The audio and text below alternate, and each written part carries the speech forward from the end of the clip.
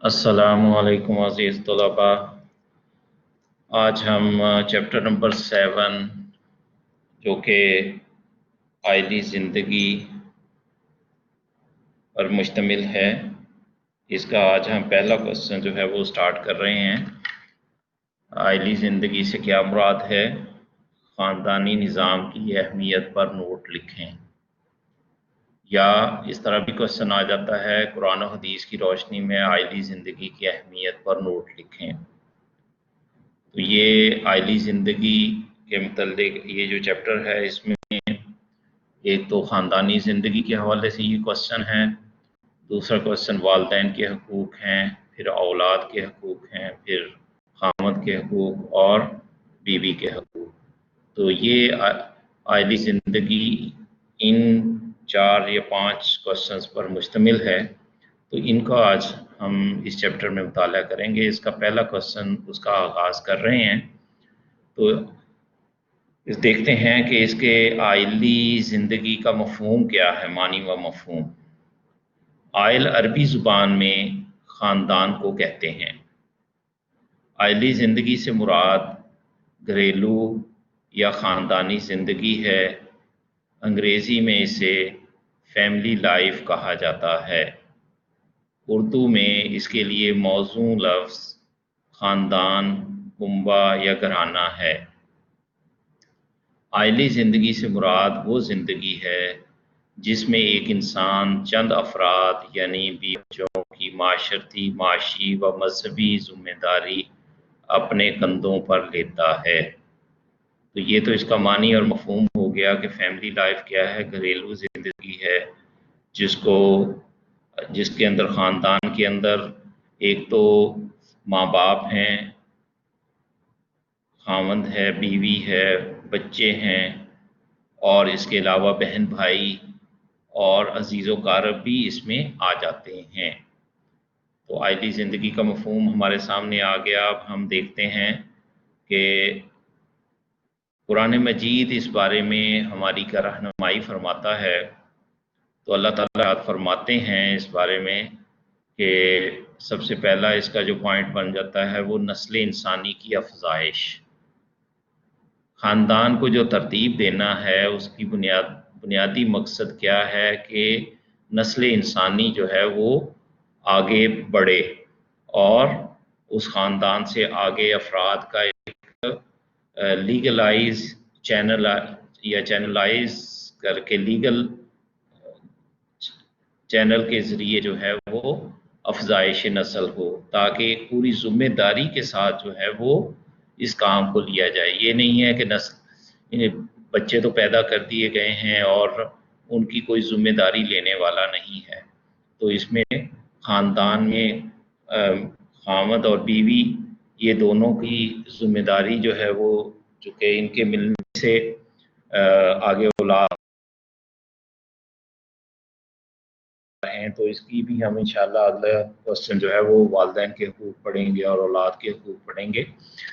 तो इसमें देखते हैं नस्ल इंसानी की अफजाइश के बारे में। अल्लाह ताला सूरह निसा की आयत नंबर 1 में इरशाद फरमाते हैं, या अय्युहन्नास इत्तकू रब्बकुमुल्लज़ी खलक़कुम मिन नफ्सिन वाहिदा व खलक़ मिनहा ज़ौजहा व बस्सा मिनहुमा रिजालन कसीरन व निसाअ।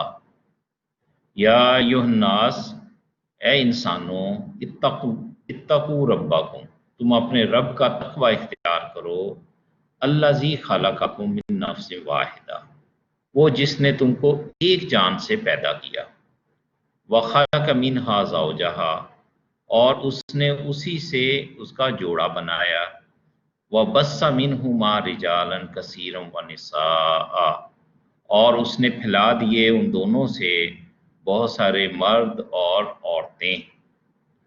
तो ये अल्लाह ताला इस आयत के अंदर जो हमें रहनुमाई कर रहे हैं कि एक तो नस्ल इंसानी की अफजाइश जो है वो एक अम्मा आदम और हवा से उसका आगाज़ हुआ और अब उसकी नस्ल जो है वो आगे इसी अंदाज से आगे बढ़ रही है।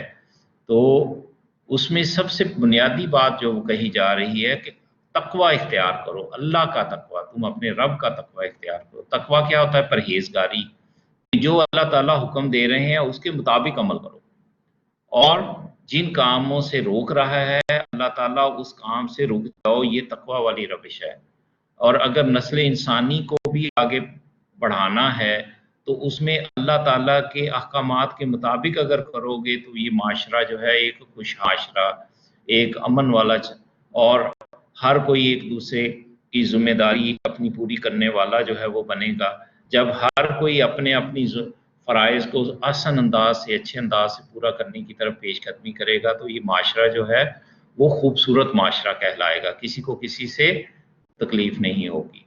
जबकि इसके बरक्स अगर इस काम को जो है वो उस अंदाज से ना किया जाए जैसे आज यूरोप के अंदर है, तो उसमें क्या है कि बच्चे तो पैदा हो जाते हैं लेकिन उनका वाली वारिस कोई नहीं होता, और स्टेट जो है उसका उसकी जिम्मेदारी को निभाती है, और जिसकी वजह से वो जब नस्ल आगे परवान चढ़ती है तो वो अपने वालिदैन की जिम्मेदारियों को पूरा नहीं करते, क्योंकि वालिदैन ने वो जिम्मेदारियाँ पूरी नहीं की होती।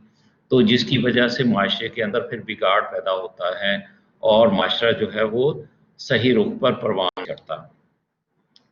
अब आ जाए दूसरा हुक्म, अल्लाह ताला इस बारे में क्या इरशाद फरमाते हैं? हुक्म इलाही, फनकिहू मा ताब लकुम मिनन निसाई मसना व सुलासा व रुबाआ, तो उनके सिवा जो औरतें तुमको पसंद हों, दो दो या तीन तीन या चार चार, उनसे निकाह कर लो।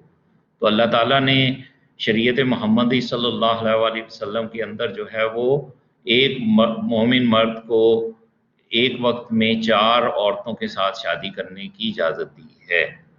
तो इससे जो है वो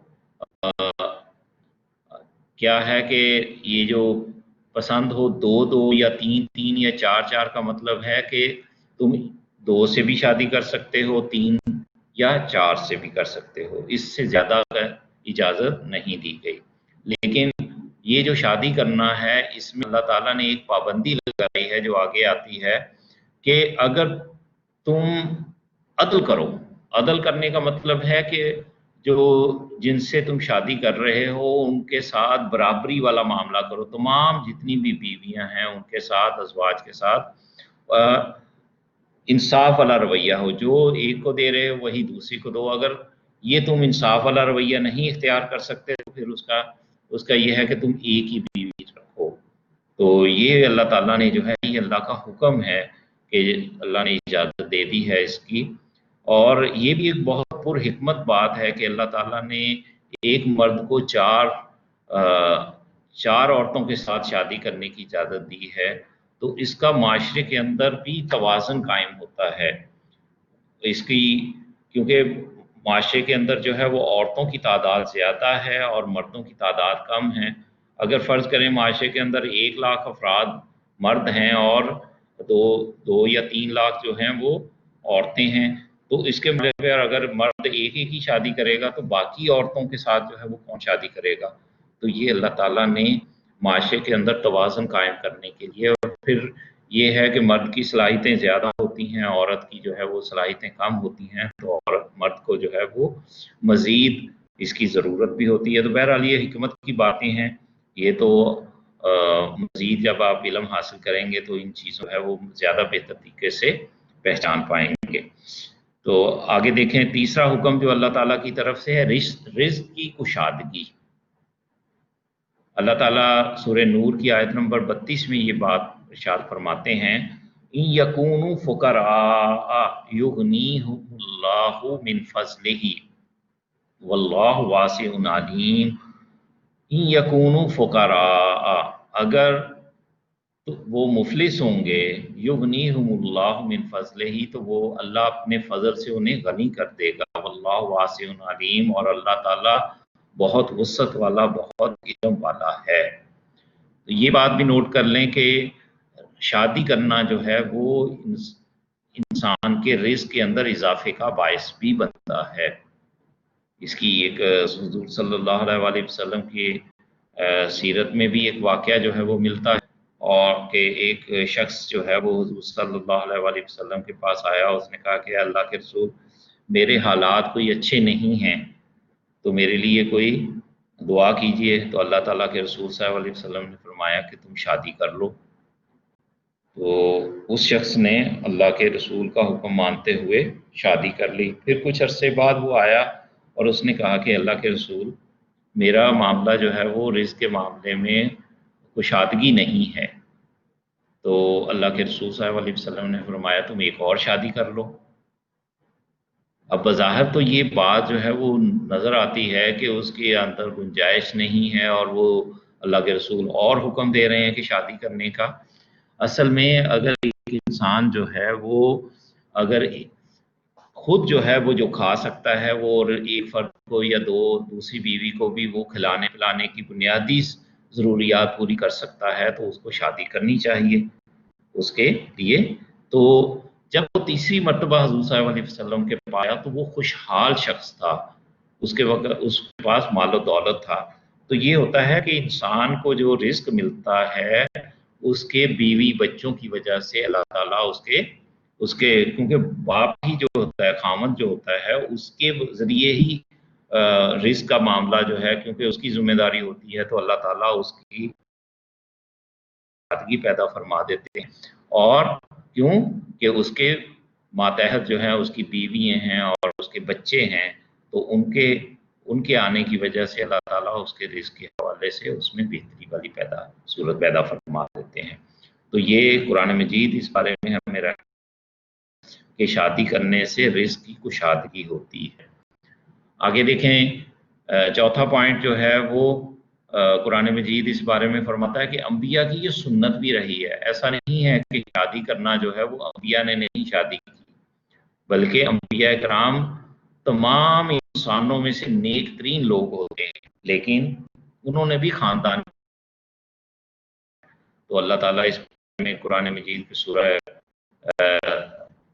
رات کے اندر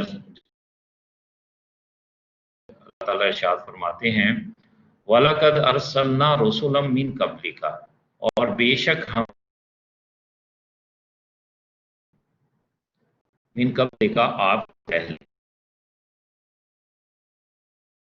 بنایا ازواجم وذریہ، ان کی بیویاں اور ان کی اولاد۔ تو آپ سے پہلے جتنے بھی انبیاء اور رسول آئے ہیں ان کو اللہ تعالیٰ نے مطلب کیا ہے کہ ان کے لیے بیویاں اور بچہ معاملہ جو ہے وہ اللہ تعالیٰ نے کیا ہے اس کا۔ تو اس سے پتہ چلتا ہے کہ پرہیزگاری یہ نہیں ہے جیسے ہمارے ہاں کرسچینٹی کے اندر جو ہے وہ انہوں نے یہ چیز کر لی ہے کہ شادی نہیں کرنی، ساری زندگی جو ہے اللہ کی عبادت کرنی ہے، رہبانیت والی زندگی گزارنی ہے۔ حالانکہ ایسا معاملہ جو ہے وہ حضرت عیسیٰ علیہ السلام نے اپنی امت کو، اپنے ماننے والوں کو اس طرح کی کوئی تلقین نہیں کی تھی۔ مجید بھی اس بارے میں کہتا ہے کہ یہ انہوں نے اپنے اوپر جو ہے لازم کر لیا تھا، لیکن وہ اس کی رعایت بھی نہیں کر سکے، کیونکہ انسان کے اندر جو جنسی جذبہ ہے اس کا کنٹرول جو ہے وہ نہیں ہے۔ اور اسی کی وجہ سے عیسائیت کی تاریخ بھی اگر پڑھ کر دیکھی جائے تو اس میں انہوں نے رہبانیت والی زندگی تو گزاری کہ بیوی بچوں کے کا جھنجھٹ جو ہے نہیں پالا، لیکن یہ ہے کہ جو ایسی وہاں پر جو ان کی عبادت گاہیں ہوتی تھی ان کے تہہ خانوں کے اندر اس طرح کے ناجائز تعلقات کے ذریعے جو ہے وہ بچے پیدا کر کے تو ان کو دفن کرنے کا جو ہے سلسلہ کرتے رہے ہیں۔ تو یہ ان کی تاریخ ہمیں بتاتی ہے کہ اللہ تعالیٰ نے اس طرح کی کوئی پابندی نہیں لگائی اور نہ ہی کوئی یہ نیکی کا تصور ہے۔ نبی صلی اللہ علیہ وآلہ وسلم کی آپ دیکھیں کہ کتنی ازواج، آپ کو تو 4 سے بھی زیادہ کی اجازت تھی، تو آپ نے اللہ کے حکم سے وہ سارے معاملات کیے ہیں۔ تو یہ اس بات کی نشانی ہے کہ خاندانی زندگی گزارنے کی طرف پیش قدمی کرنی ہے۔ اگلا پوائنٹ ہے اللہ تعالیٰ کی نشانی۔ سورہ روم کے اندر اللہ تعالیٰ جو ہے یہ بات بیان فرماتے ہیں کہ وَمِنْ آیَاتِهِ، اور اس کی نشانیوں میں سے ہے أَنْ خَلَقَ لَكُم مِّنْ أَنفُسِكُمْ أَزْوَاجًا، کہ اس نے تمہارے لیے تمہاری جان سے ہی پیدا کیا ازواج جوڑے۔ کس لیے پیدا کیے؟ لِتَسْكُنُوا إِلَيْهَا، تاکہ تم اس سے سکون حاصل کرو۔ وَجَعَلَ بَيْنَكُم مَّوَدَّةً وَرَحْمَةً، اور اس نے تمہارے درمیان کیا پیدا کر دیا؟ محبت اور مہربانی، رحمت پیدا کر دی۔ تو یہ دیکھیں کہ ایک مرد اور ایک عورت جو ہیں وہ پہلے ایک دوسرے کو جانتے بھی نہیں ہوتے، اور رشتہ یا ازدواج میں جو ہے وہ منسلک ہوتے ہیں، تو پھر اس کے اندر جو ہے وہ پیار اور محبت پیدا ہوتی ہے، اور جب ان کے بچے پیدا ہوتے ہیں تو اس میں وہ جو نکاح کا بانڈ ہے کہ جو انہوں نے آپس میں رہنے کا معاہدہ کیا تھا وہ اور زیادہ مضبوط ہو جاتا ہے۔ تو اللہ تعالیٰ کی نشانیوں میں سے ایک نشانی ہے کہ مرد اور عورت جو ہے وہ ایک دوسرے سے کتنا جو ہے وہ ایک دوسرے کو چاہنے والے ہوتے ہیں۔ جی، آئلی زندگی کا مقصد کیا ہے؟ جی سوری، یہ تو ہو گیا۔ جی، اگلا پوائنٹ ہے آئلی زندگی کا مقصد۔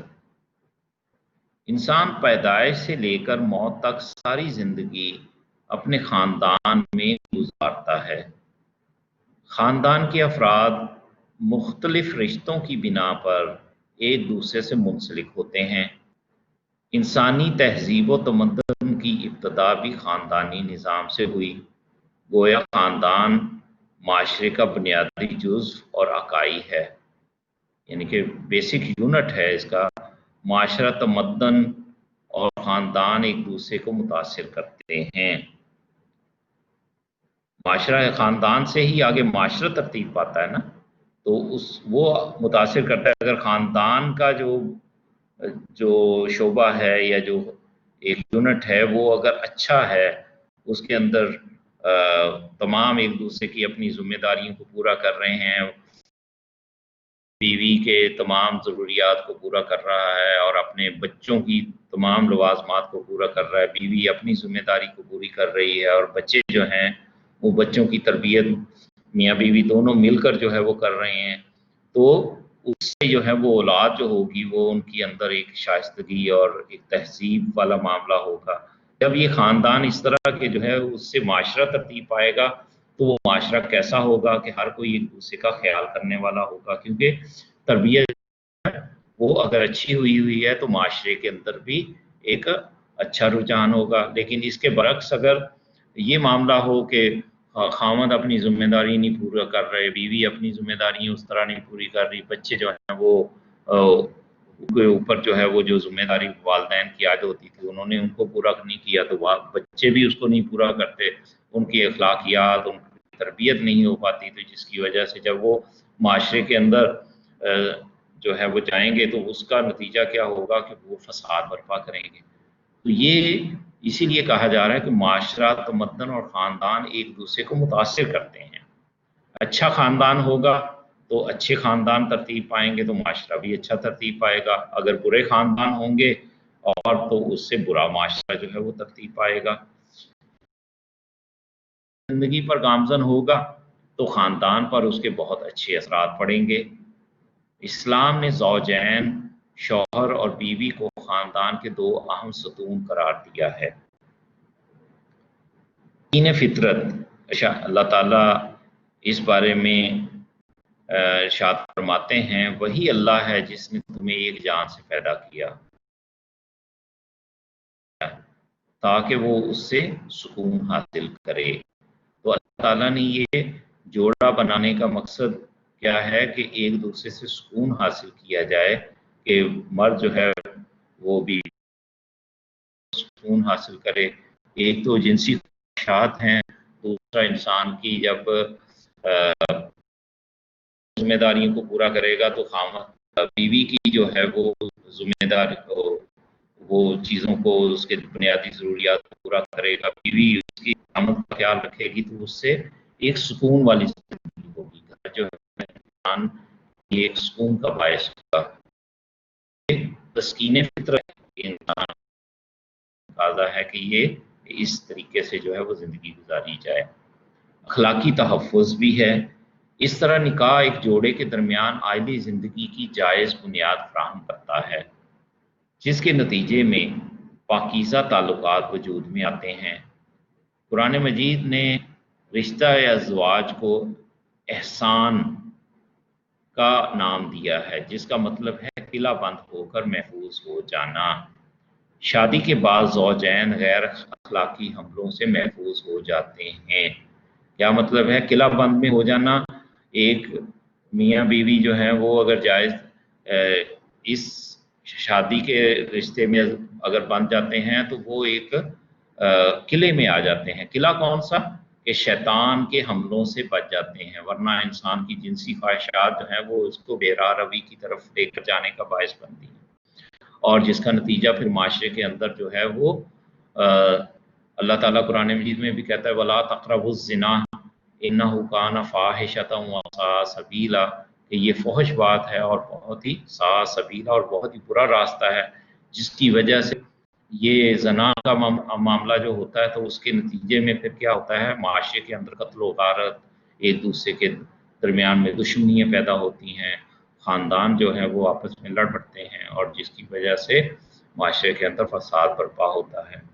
تو اس لحاظ سے ایک رشتہ ازدواج میں جو میاں بیوی بنتے ہیں تو وہ اخلاقی غیر اخلاقی چیزوں سے بچنے کا باعث ان کے اندر جو ہے وہ یہ صلاحیت پیدا ہو جاتی ہے۔ رنج و راحت کا ساتھ، شوہر اور بیوی ایک دوسرے کے لیے شریک رنج و راحت، بے لوث اور غم گسار ہوتے ہیں۔ مشکلات و مسائل کے حل میں دونوں ایک دوسرے کے مددگار ہوتے ہیں۔ اس زندگی کا لطف اس وقت حد کمال کو پہنچتا ہے جب کہ آنگن میں پھولوں جیسے بچے آتے ہیں۔ تو یہ میاں بیوی کے اندر جو ہے وہ اللہ تعالیٰ نے، جیسے ہم نے پہلے پڑھ لیا کہ محبت پیدا کر دی، اور اس کی وجہ سے اگر کوئی دکھ اور تکلیف آتی ہے، اگر بیوی کو کوئی تکلیف پہنچتی ہے تو خاوند جو ہے اس کے لیے بھرپور اس کی تکلیف کو رفع کرنے کی اور ہر طرح کی جو ہے کوشش کرتا ہے، اور اسی طرح خاوند کو اگر کوئی تکلیف پہنچتی ہے تو بیوی جو ہے اس کے لیے اپنی پوری ایفرٹ جو ہے وہ لگا دیتی ہے، اور اسی طرح جب ان کے ہاں بچے پیدا ہوتے ہیں تو وہ پھر بچے جو ہیں وہ ان کے اندر اور زیادہ محبت کا اور ذمہ داریوں کا احساس جو ہے وہ پیدا کر دیتے ہیں۔ جو والدین کے آپس کے تعلق کو اور مضبوط کرتے ہیں، یعنی کہ جب بچے پیدا آتے ہیں آنگن تو وہ والدین کے تعلق کو آپس میں اور زیادہ مضبوط کر دیتے ہیں۔ ہر دو طرف سے محبت و احترام میں باہمی کا زمزمہ موجزن ہوتا ہے، کہ محبت اور احترام کا معاملہ جو ہے وہ اس کا جاری ہو جاتا ہے اور گھر واقعی جنت نظر آتا ہے۔ تو یہ واقعتاً اللہ تعالیٰ نے جو آئلی زندگی کے حوالے سے خاندانی نظام دیا ہے وہ واقعی اس دنیا کے اندر بھی وہ جنت کا سما جو ہے وہ پیدا کر دیتا ہے، اگر اصولوں کے اوپر خاوند بھی، بیوی بھی اور بچے بھی ان اللہ تعالیٰ کے احکامات کے مطابق چلنے والے ہوں گے تو یہ واقعی جنت کا ایک نمونہ نظر آئے گا۔ جنت کے اندر کسی کو کوئی تکلیف اور مصیبت نہیں نہ ہوگی، کسی سے کوئی دکھ اور رنج نہیں ہوگا۔ تو اسی طرح یہ رویہ جو ہے، یہ خاندان کا جب ایک خاندان کا ایک شعبہ قائم ہوتا ہے تو اس سے یہ ذمہ داریوں کے ساتھ اگر اللہ تعالیٰ کے احکامات کے مطابق اس کے اوپر عمل پیرا ہوا جائے تو اس سے واقعی وہ جنت نظیر بن جاتا ہے۔ نسل انسانی کی بقا، نسل انسانی کی بقا اور اس کی افزائش اللہ تعالیٰ کے نزدیک آئلی زندگی کا مقصد ہے، اور اس پاکیزہ زندگی کا واحد راستہ نکاح ہے۔ کہ نسل انسانی کو اگر پروان چڑھانا ہے تو اس میں یہ واحد راستہ ہے کہ آئلی زندگی گزاری جائے، خاندانی زندگی گزاری جائے۔ آج یورپ کے اندر کیا ہے کہ ایک مرد اور ایک عورت جو ہیں وہ آپس میں بغیر نکاح کے جو ہے وہ زندگی گزارتے ہیں، بچے پیدا ہوتے ہیں، اور چونکہ ان کے اندر کوئی بانڈ نہیں ہوتا تو بعد میں وہ ایک دوسرے سے الگ ہو جاتے ہیں۔ تو مرد جو ہے وہ اپنے جو بچوں کی کوئی ذمہ داری کا اس کے اوپر نہیں ہوتا، عورت کے اوپر جو ہے وہ ڈبل ذمہ داری ہو جاتی ہے کہ اب وہ بچے ہیں تو بچوں کا خیال کرنا، اور بعض دفعہ والدہ بھی اس طرح نہیں کیئر کر پاتی تو پھر وہ کیا ہے، اسٹیٹ جو ہے وہ بچوں کی نگہداشت کرتی ہے۔ اور اسی لیے بل کلنٹن نے اپنی جو امریکہ کا صدر گزرا ہے تو اس نے اپنی ایک پریزیڈنٹ جو اسپیچ ہوتی ہے اس کے اندر یہ بات کہی تھی کہ عنقریب جو ہے وہ ہمارے معاشرے کی हमारी सोसाइटी के जो लोगों की तादाद होगी वो बास्टर्ड पर मुश्तमिल होगी, यानी कि हरामजादों पर मुश्तमिल होगी, कि जिनका कोई वाली वारिस नहीं है, कि माँ बाप जो है वो उनकी जिम्मेदारी नहीं पूरी कर रही, तो स्टेट को उनकी जिम्मेदारी पूरी करनी पड़ रही है। और जब ये औरत जाते हैं तो उनको कोई औलाद पूछने वाली नहीं होती, और जब वालिदैन जो हैं वो साहब इख्तियार और बड़े होते हैं उसमें, तो उस वक्त वो औलाद का केयर नहीं करती, तो इस तरीके से जो है वो माशरे के अंदर एक खुशहाली वाली कैफियत जो है वो पैदा नहीं होती। और अल्लाह ताला ने नस्ल इंसानी की बका जो है वो बुनियादी तौर पर उसका रास्ता निकाल रखा है, ताकि मर्द भी अपनी जिम्मेदारियों को पूरा करे और औरत भी अपनी जिम्मेदारी को पूरा करे, और जो औलाद होती है उनकी तरबियत अच्छे तरीके से करे। अब आ जाते हैं इज़्ज़त और नामूस की हिफाजत का भी है। आइली ज़िंदगी का जो मकसद है वो इज़्ज़त और नामूस की हिफाजत भी है, कि हदीस में आता है नबी सल्लल्लाहु अलैहि वसल्लम ने इरशाद फरमाया, जिससे इस्तिताअत हो वो ज़रूर निकाह करे, इससे इज़्ज़त और नामूस की खूब हिफाजत होती है। क्या मतलब है कि निकाह करने से इंसान की इज़्ज़त भी महफूज रहती है, मर्द की भी और औरत की भी, दोनों तरफ से जो है ये होती है, और एक दूसरे का वो ख्याल करते हैं। जब हम मियाँ बीवी के हुकूक पढ़ेंगे तो उसमें ये चीज़ जो है वो उसको हम समझने की कोशिश करेंगे। आगे आ जाएं, शफ़क़त और रहमत का बाहमी ताल्लुक। अल्लाह ताला ने शौहर और बीवी के ताल्लुक को मोहब्बत, शफ़क़त और रहमत का ताल्लुक करार दिया है, कि ये ताल्लुक जो है, जैसे हमने अभी कुरान मजीद की आयत पढ़ दी कि अल्लाह ताला ने उनके दरमियान मोहब्बत और रहमत वाला मामला जो है वो पैदा कर दिया है। उसने तुम्हारी ही जानों से तुम्हारी बीवियां पैदा की ताकि तुम उनसे सुकून हासिल कर सको, और उसने तुम्हारे दरमियान मोहब्बत और रहमत पैदा की। ये हम पढ़ चुके हैं। आगे देखें, तहफ़्फ़ुज़ अखलाक। आइली ज़िंदगी, ख़ानदानी ज़िंदगी का एक पहलू ये भी है कि इंसान के अखलाक का भी तहफ़्फ़ुज़ होता है, वो महफूज हो जाते हैं। निकाह से अखलाक और इस्मत की हिफाजत होती है। निकाह किला है, निकाह बेदाग सीरत और पाकीज़गी की ज़मानत है। हजूर सल्लल्लाहु अलैहि वसल्लम का फरमान है, निकाह किया करो, इससे निकाह झुक जाती है, कि जब इंसान निकाह कर लेता है तो उसका नतीजा क्या होता है कि उसकी निगाह के अंदर शर्म व हया वाली कैफियत जो है वो पैदा होती है, वरना इंसान की जिनसी ख्वाहिश जो है वो उसकी उसको जो है वो दूसरों की तरफ जो है मायल करने की और उसकी तरफ दूसरों की तरफ पेशकदमी करने की जो है तरगीब देती है। तो ये तहफ़्फ़ुज़ अखलाक भी है। आगे आ जाए, ये औलाद। घर एक छोटी सी सल्तनत है, घर के बाहर के मामलात का ज़िम्मेदार मर्द है और अंदरूनी मामलात की ज़िम्मेदार औरत है।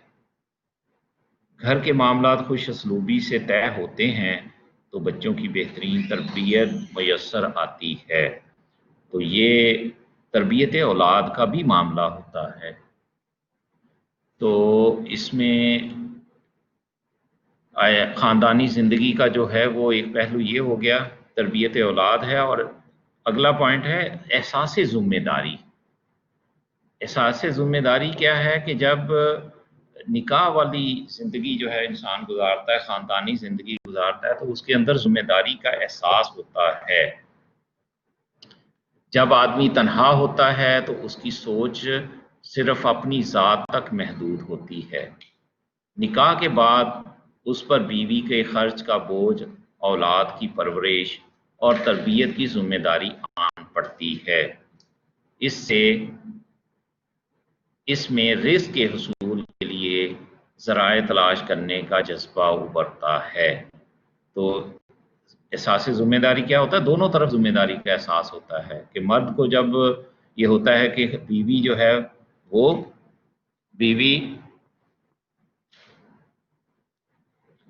बीवी का मामला जो है वो अपनी ज़िम्मेदारी को पूरा करती है घर के अंदर रहते हुए, और खामद को एहसास होता है कि मैंने बीवी के लवाज़मात को भी पूरा करना है, उनके खाने पीने का भी, लिबास का भी, और उनके और भी बुनियादी ज़रूरियात का, और इसी तरह औलाद की تو اس میں وہ خوب محنت کرتے ہیں اپنے اپنے شعبے.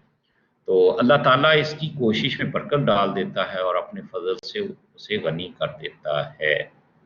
یہ تو ہو گیا کچھ ہم نے خاندانی زندگی کے حوالے سے جو ہے وہ بات کی. تو اب آ جاتے ہیں نبی صلی اللہ علیہ وآلہ وسلم کے ارشادات کی روشنی میں کچھ چیزوں کو سمجھ لیتے ہیں کہ انبیاء کی سنت. نکاح میری سنت ہے، جس نے میری سنت سے اعراض برتا وہ ہم میں سے نہیں. اب یہ دیکھیں، النکاح سنتی، نکاح میری سنت ہے. اور دوسری حدیث میں اللہ کے رسول فرماتے ہیں کہ وَمَنْ رَغِبَ عَنْ سُنَّتِي فَلَيْسَ مِنِّي، جس نے میری سنت سے اعراض کیا وہ راغب عن سنتی فلیس منی، وہ مجھ میں سے نہیں ہے، یعنی میرا اس کے ساتھ کوئی تعلق نہیں ہے. تو اس کا مطلب ہے کہ خاندانی زندگی جو ہے گزارنا. اگر کوئی شخص، ہمارے ہاں یہ ہوتا نا کہ یہ فلاں بزرگ جو ہے وہ بہت ہی نیک ہے، انہوں نے شادی نہیں کی ساری عمر، اس کا مطلب ہے ہم نبی صلی اللہ علیہ وآلہ وسلم کو ڈیگریڈ کر رہے ہیں؟ نہیں. اللہ کے رسول صلی اللہ علیہ وسلم نے شادی کر کے اللہ کے دین کے اوپر بھرپور زندگی گزار کر جو ہے وہ دکھایا. تو اس لحاظ سے نمونہ جو ہے وہ نبی صلی اللہ علیہ وسلم کی ذات ہے. حج اکبر، اللہ کے رسول صلی اللہ علیہ وسلم نے جو ہے وہ اس بارے میں فرمایا ہے کہ آدھا ایمان ہے. نکاح حج اکبر ہے، نکاح کرنا بڑا حج ہے. حج کے اندر جو ہے وہ مشقت اور محنت والا پہلو جو ہے وہ نمایاں ہوتا ہے. تو اللہ کے رسول صلی اللہ علیہ وسلم نے نکاح کو بھی جو ہے وہ بڑا حج قرار دیا ہے کہ یہ واقعی ایک مسلسل اپنی ذمہ داریوں کو نبھانے کا نام ہے. اور اس کے بعد آپ صلی اللہ علیہ وسلم نے کیا فرمایا کہ یہ آدھا ایمان ہے، جس نے نکاح کیا اس نے آدھا ایمان مکمل کر لیا. آدھا ایمان مکمل کر لیا.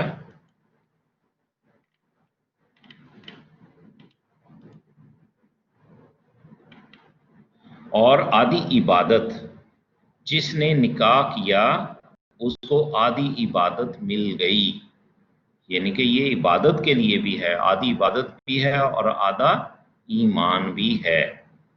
تو یہ تو ہو گیا نبی صلی اللہ علیہ وآلہ وسلم کی ارشادات کی روشنی میں ہم نے خاندانی زندگی کو دیکھا. اب ہم تھوڑا سا انگلش میڈیم اسٹوڈینٹس کو بھی دیکھ لیتے ہیں کہ ان کا اس کوشچن کو اس انداز سے وہ مینیج کریں. The significance of early یعنی family life. Meaning of early life یا family life. Ail is an Arabic word which means family. Early life defines domestic living or family system, یعنی کہ خاندانی زندگی کو کہتے ہیں. However, the term family system defines system in which a person spends his life from birth till death, and all the different people in the family are attached to each other on the basis of their relationships. The significance of family system. The human civilization has started with of family system, the survival of this civilization. ایک تہذیب جو ہے وہ پروان خاندانی زندگی سے ہی چڑھتی ہے. It is important to establish and safeguard it. کہ یہ اس کی اہمیت یہ ہے کہ یہ اس کو پروان بھی چڑھاتی ہے اور اس کی حفاظت بھی کرتی ہے. Family is the basic element of any society. The society is based on the family system, and establishment of family system is based on the untainted personal life of man and woman. For preservation of the unadulterated life of man and woman, Allah has defined some borders and strictly ordered to abide by these laws. Not following these laws can result in turmoil in the society, and it would not be possible to reverse the order. تو یہ ہمارے سامنے جو ہے اس کے family life کے حوالے سے یہ چیزیں سامنے آئیں کہ اللہ تعالیٰ نے ان کا حکم دیا ہے اور ان کو اگر ریورس کریں گے تو اس کا نقصان جو ہے وہ معاشرے کو ہوگا. Satisfaction of desires nature. Allah has rooted feelings in the nature of man and woman for each other, and nikah is that can, uh, what that can offer legitimate basis for the satisfaction of these desires and give birth to pure relationship. Allah has said, هُوَ الَّذِي خَلَقَكُم مِّن نَّفْسٍ وَاحِدَةٍ وَجَعَلَ مِنْهَا زَوْجَهَا لِيَسْكُنَ إِلَيْهَا. It is He who created you from one soul, created from its mate, that he might develop security with her. کہ اللہ تعالیٰ نے جو ہے وہ یہ ایک جان سے پیدا کیا تاکہ یہ زوج جو ہیں یہ میاں بیوی آپس میں سکون حاصل کریں. جی آگے ہے میننگ آف احسان. In Quran the marriage conjugacy is known as ihsan, which means to source oneself by shutting in a strong fort. Therefore, after marriage, the couple secure themselves in the fort and circle of marriage to protect themselves from adulteration and strikes of shaitan. Besides, for the satisfaction of instincts, husband and wife are associated to each other under a sacred agreement. At one hand, this relation is basis of satisfaction, human instincts, and at the other hand, it develops a relation of mutual love and trust among them on the basis of the spiritual relationship. Both parents share the journey of way of life. کہ میاں بیوی کے آپس میں جو ہے وہ satisfaction حاصل ہوتی ہے اور بچے جب پیدا ہوتے ہیں تو ان کے ریلیشن اور آپس میں مضبوط ہو جاتے ہیں. The subsistence of humorance.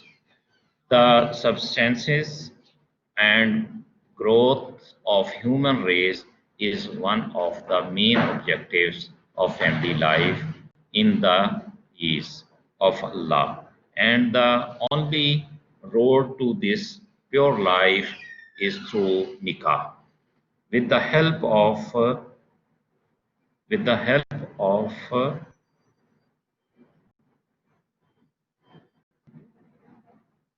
sorry with the help of nikah, the one can protect the honor of virtue. Nikah is the fort and guarantees spotless disposition and pure character. تو اللہ تعالیٰ نے یہ جو نکاح کا رکھا ہے اس کے ذریعے انسان جو ہے وہ اپنے آپ کو پروٹیکٹ رکھتا ہے اور نیکی کی طرف جو ہے وہ صحیح معنوں میں گامزن رہتا ہے. The Prophet, peace be upon, has said, the one who wants to meet Allah with pure disposition should get in nikah with free women. Protection of honor and customs. The holy hadith is, if one can afford, he must do nikah as it protects honors and customs. Parents of sorrows and happiness. Husband and wife are the fellow travelers of life on the base of spiritual relation, and according to this sacred agreement, They are the parent, partners of sorrows and happiness, selfless love and are helpful to one another to solve trouble and problems. تو یہ میاں بیوی جو ہیں یہ دکھ اور درد میں، تکلیف میں اور خوشی میں ایک دوسرے کے ساتھ جو ہے وہ پارٹیسپیٹ کرتے ہیں اور ایک بہترین پارٹنر ہوتے ہیں اور ایک دوسرے کے مسائل کو حل کرتے ہیں. جی، children causes of love and respect. Enjoyed of life reaches to its excellence when children like flowers come in yard of house. They strengthen relation of their parents. Love and mutual respect flows from both sides, and a house looks like a real paradise. کہ یہ جب بچے پیدا ہوتے ہیں تو اس سے یہ محبت کے اندر اور ریسپیکٹ کے اندر اور اضافہ ہو جاتا ہے اور ذمہ داریوں کا احساس ہوتا ہے. پیرنٹس اینڈ ٹریننگ آف آخرت فار آخرت. Presence of children provide parent cause of life. Their direction becomes same to bring, fulfill, obey Allah's command. Ya ayyuhallazina amanu qu anfusakum wa ahlikum nara. O believers, save yourself and your family from a fire or hell. کہ ایمان والو اپنے آپ کو اور اپنے گھر والوں کو آگ سے بچاؤ. تو یہ خاندانی زندگی کے اندر ہی ممکن ہے کہ یہ ذمہ داریوں کا جب احساس ہوگا تو انسان جو ہے اپنے آپ کو بھی بچانے کی کوشش کرے گا اور اپنے گھر والوں کو بھی. Warrantor of love. For a pleasant and peaceful life, they have love and lovingness for each other. This is the guarantee of successful family life. Allah Ta'ala says, وَمِنْ آيَاتِهِ أَنْ خَلَقَ لَكُم مِّنْ أَنفُسِكُمْ أَزْوَاجًا لِتَسْكُنُوا إِلَيْهَا وَجَعَلَ بَيْنَكُم مَّوَدَّةً وَرَحْمَةً. تو اس کو ہم آگے سمجھ چکے ہیں یہ آیت کو بھی کہ اللہ تعالیٰ نے میاں بیوی کے درمیان جو ہے وہ محبت پیدا کر دی اور رحمت پیدا کر دی. Responsibility of spouse زوج. Early life changes the direction of thoughts. A single person is like a relentless. His thoughts are determined for himself only. But after nikah, livelihood of wife, training of children, and responsibilities of family life develops liability and sobriety, seriousness in himself. تو یہ responsibility کا زوجین کے درمیان پیدا ہوتا ہے. زوج میاں بیوی کو کہتے ہیں، ہسبینڈ وائف کو. تو یہ جب آپس میں نکاح کی ذریعے آپس میں ہوتے ہیں تو ان کا پھر ایک دوسرے کی رسپانسبلٹیز کو پورا کرتے ہیں اور بچوں کی جو ٹریننگ کرتے ہیں. تو یہ اس کا فائدہ ہوتا ہے کہ معاشرہ ایک سوسائٹی ایک بیسٹ ٹرینڈ یا صحیح رخ پر اسٹیٹ سیدھی سمت میں جو ہے وہ بڑھتی ہے اور ڈسٹرکشن کا باعث نہیں بنتی. Conclusion. To save society from destruction of family life, it is compulsory existence of pure family life. If family life destroys, it is impossible to keep society safe from disperse. تو یہ آئلی زندگی کے متعلق ہم نے یہ آج دیکھ لیا. ٹائم ہمارا تھوڑا سا اوپر ہو گیا. انشاءاللہ اگلے والدین کے حقوق کے کوشچن کے ساتھ پھر ہم انشاءاللہ دوبارہ ملاقات ہوگی. اس وقت تک اجازت دیں. السلام علیکم ورحمۃ اللہ وبرکاتہ.